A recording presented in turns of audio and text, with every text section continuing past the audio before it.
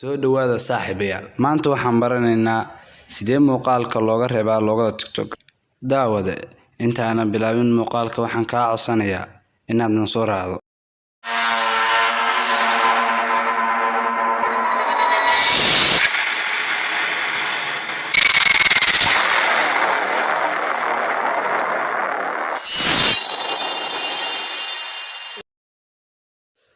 marka ugu horeysa waxaan taabaynaa calaamadda share-ta kadib marka taabano waxaan ku soo baxaya option badan waxaana ka dooranaysaa copy link haddaba copy link marka ka dooratay waa copy garanay aan ka baxaynaa waxaan soo furnaynaa Chrome-ka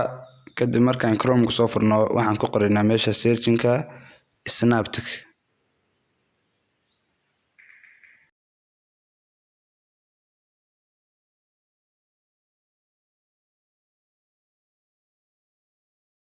waxay noo soo baxay qayb badan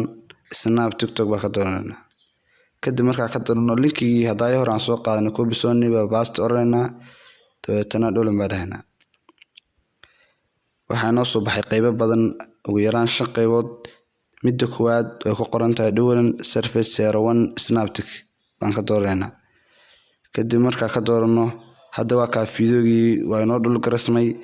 balila daawo